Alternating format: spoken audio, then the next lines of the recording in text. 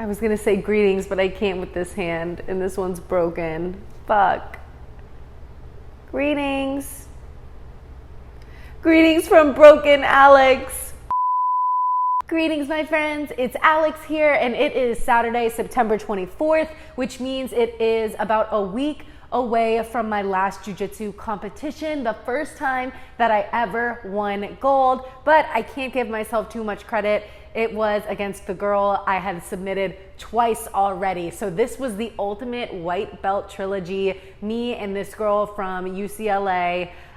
Super cute. I remember when I first was matched up against her, I was like so excited to fight. We faced off and I was like, oh my gosh, I should tell her she's so pretty, because she is. And then I was like, this isn't the time, we're about to scrap.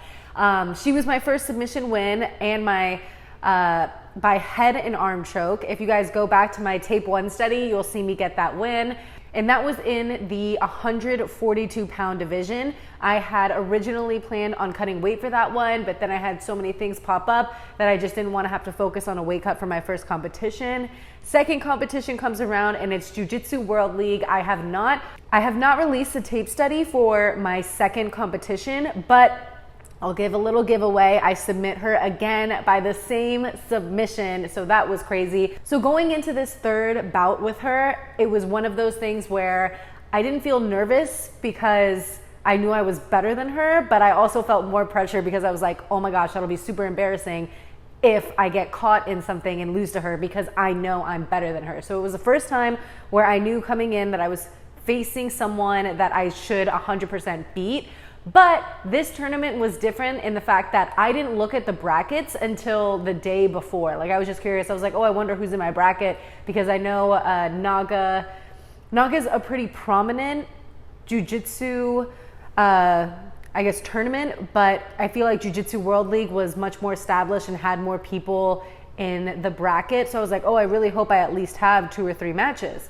So the night before, I check and see that I'm only gonna have 2 matches, and that's pretty normal for NAGA, and I see her name in my bracket again. This time, weigh-ins were a day before, so we had to drive all the way to Upland. Even though this NAGA tournament was branded as NAGA Los Angeles, it's not really Los Angeles, it was more like Riverside. So me and Decatur and Sasha all drove all the way to Upland just to weigh in early so we could enjoy the night before we had to fight. And we also weren't sure when our match was going to be. On the website it said that Nogi girls were going to be, Nogi woman was going to be first, but they had to get through the whole kids day. So after we weigh in, we see that we're fighting at 2 p.m.-ish the next day. We weigh in, I get officially weighed in at 128 pounds, and I've been easily able to get to that weight. I just spent like an hour in the sauna, and then I'm at 129, 128, and just eat well. I've been on the plant-based diet for the whole summer, which I'm going to make a separate video about because I have updates on whether or not I'm going to continue with it. But I definitely feel like for fight camps and preparation for a competition, plant-based is the route for me, because I feel like my go-to division is 130 pounds. And we're going to discuss a bunch of different theories and philosophies with different coaches of mine that say that I should probably just try to add a bunch of muscle and go up to 142.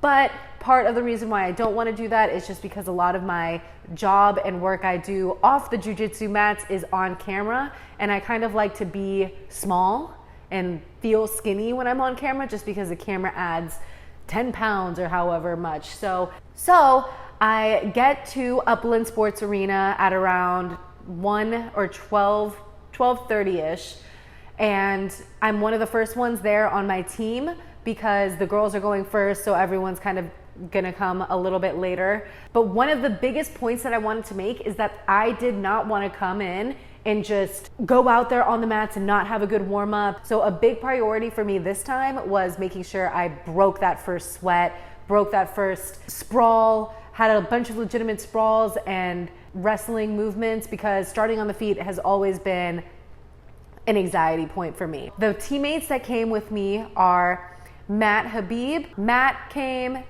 he also won gold. Maliki, who was at my last tournament. Spidey, who was at my last tournament. Sean Smith, Smitty, Spidey, the famous TikToker. Alan Decatur, Sasha the Russian, also named Alex, but I call him Sasha just because we don't want to get too confusing over here. And then Josh also competed for the first time. Yeah, so I was the only girl that competed in this tournament from 10th Planet. Since I was going first, I got to get it out of the way, and then I got to document the rest of the tournament going on. So I'm super excited to make a vlog of our last 2 tournaments, which have been very great experiences. Jiu-Jitsu World League, super nice because it's outside, but NAGA was also a great environment. It just felt very rough and rugged, and all the referees had long beards. So let's get right into me and my first match. So my homeboys come in late, which means they're walking in, passing all the competitors, not late, but later than I came. So as my boys are coming in, my 10 Planet teammates, they're like, your competition is practicing guillotines. Because if you remember, I basically just full out water boy tackle this girl.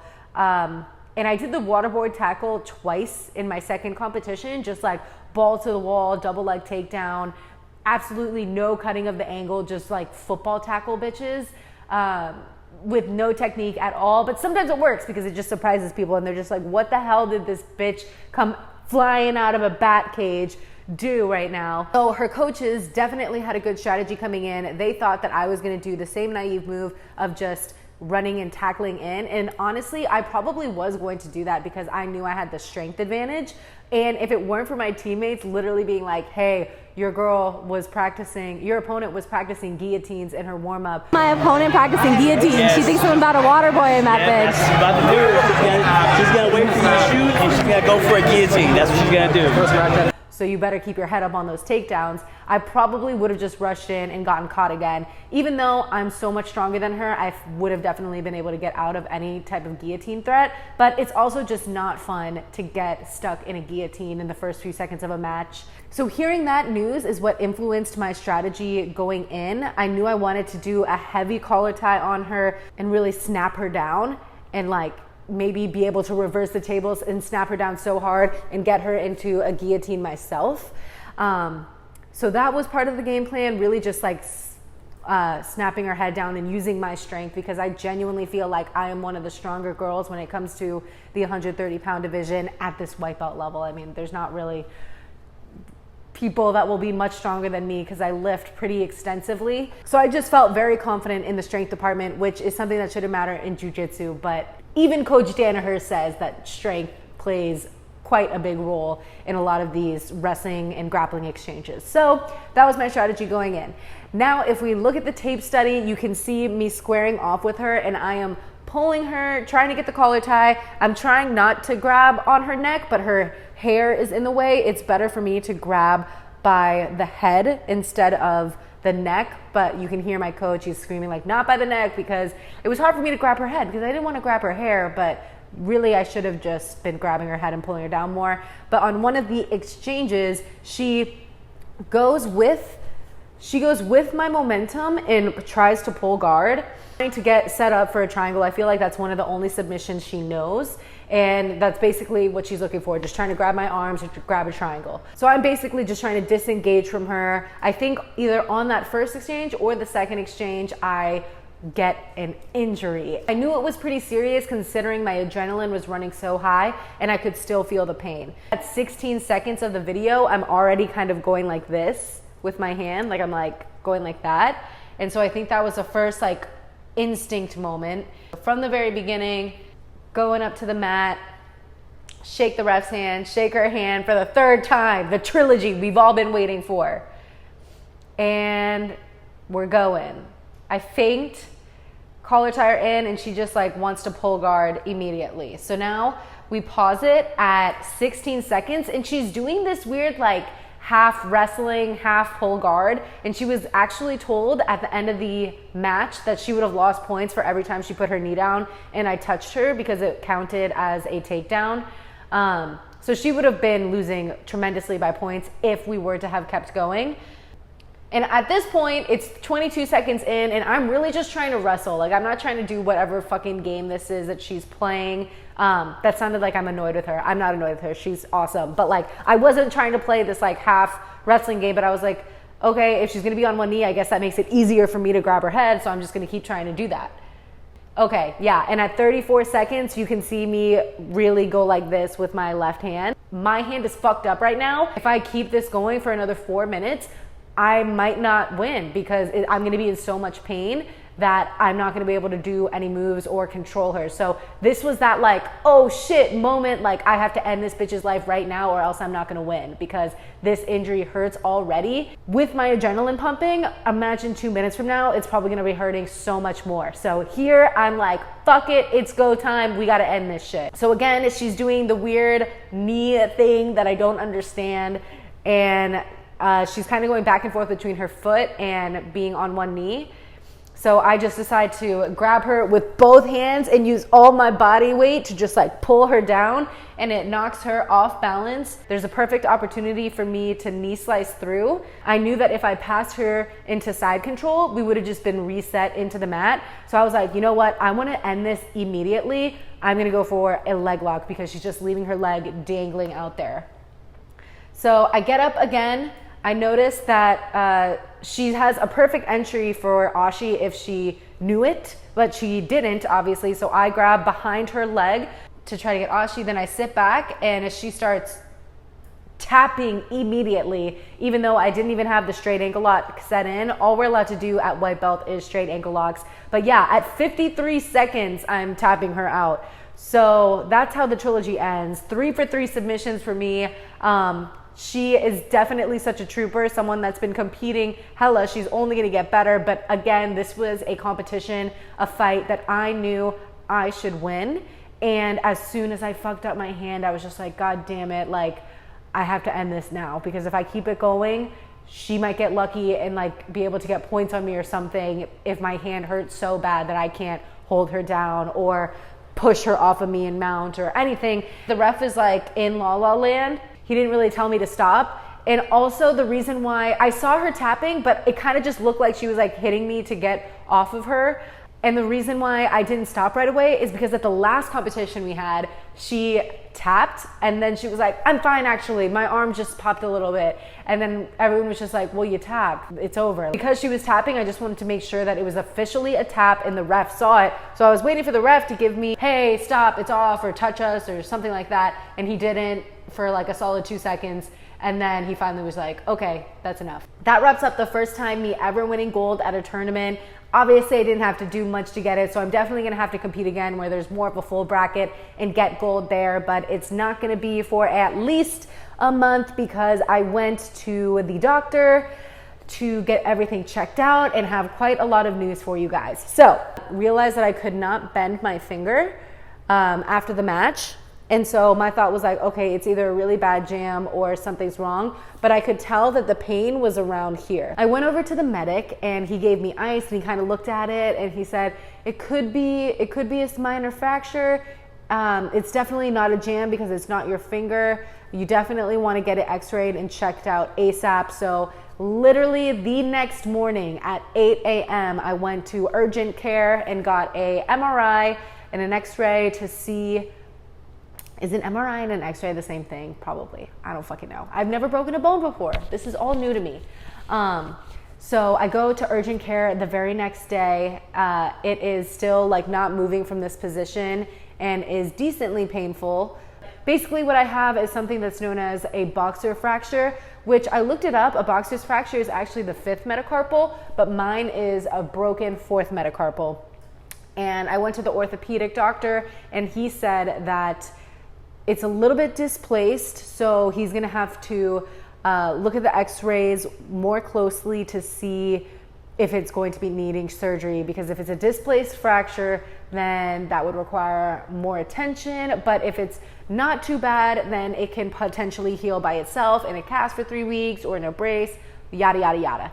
Luckily, he comes back with somewhat good news that I'm not even gonna have to wear a cast. I just have to wear this thing for 6 weeks. It's just, I've never had a broken bone before and I get so much anxiety like that this isn't, you know, gonna be on the right way the whole time. So I'm gonna give him a call again on Monday. Again, it's September 24th. This injury happened basically a week ago from today, and there's not much progress in terms of like bending here.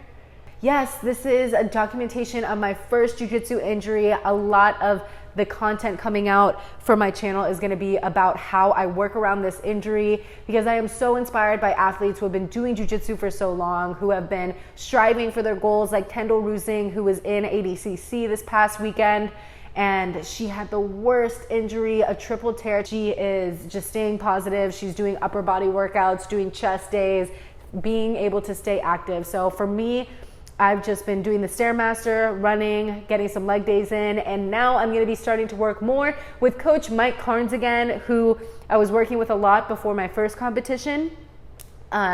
He is gonna be setting everything up for me so that it's modified and I'll be able to lift in a way that doesn't compromise my hand, because right now, like, even holding a kettlebell is hard, you know, so that's an update. I'm so happy that I won gold for the first time, but I think it is a blessing in disguise that I got this injury, because there's just so many things in my life that I have to take care of right now that I've been pushing to the side, because I have spent the entire summer being a jiu-jitsu nerd, pothead, unemployed motherfucker. So this has been my summer, and I feel like it was totally worth it, just putting all my energy into jiu-jitsu and finally getting that win, and it just lit a competitive fire under my ass that I want to keep competing and being with my BJJ brethren, but I also want to take care of my body and don't want to take any of these injuries lightly, because I want longevity in this sport.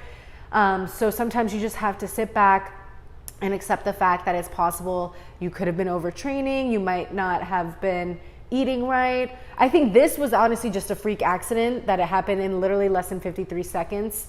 And honestly, less than 30 seconds, I broke my hand. But that just goes to show you that you're not holding back at all in competition.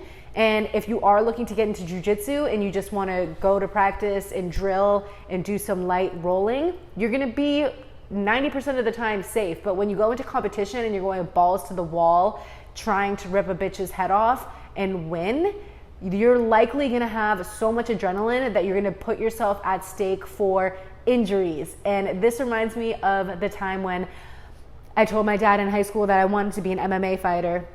I played basketball my whole life, and I was like, oh my gosh, I feel like I could really do MMA. And he, from the get-go, was always just like, you're gonna end up like that Paige Van Zandt girl, because every time Paige Van Zandt gets out there, she just ends up getting injured, whether it's her foot or whatever other injuries she's had. She's just very petite and not made for fighting, is what my dad would say. So he would always say, like, you wouldn't last in MMA, blah, blah, blah. So I think my dad's partially right. Like, this is a white belt jiu-jitsu tournament and I already broke my hand. Like, some people are not born for this. Some people are soft like cream cheese. But that's not going to stop me from continuing this jiu-jitsu journey. It's just going to teach me how to work around this injury and how to stay positive and how to turn my attention into different aspects of my life. I think the hardest part about breaking my hand is that I'm not going to be able to rock climb or do handstands or do jiu-jitsu or box for a while. So basically all martial arts are out of it except for Muay Thai kicks. Much more reading now and more time to do interviews and different things for my YouTube channel. So that's basically the gist of my tape study and injury updates. Thank you guys so much for all the support. I know you guys are looking forward to seeing some of this footage from my last fight. Today is Saturday, September 24th. And I miss you guys. I feel like I haven't made a video all week, so I haven't got to talk to my YouTube fam. But I love you so much. This is like the most dysfunctional heart ever because my hand's broken. But I cannot wait for my next tournament. It'll probably be in November or December. Once I get enough jiu-jitsu tournaments under my belt, probably start mixing in that striking again and go for an amateur MMA fight. Obviously, the priority is just to take care of this. I'll keep you guys updated with everything. But for now, have a great motherfucking night.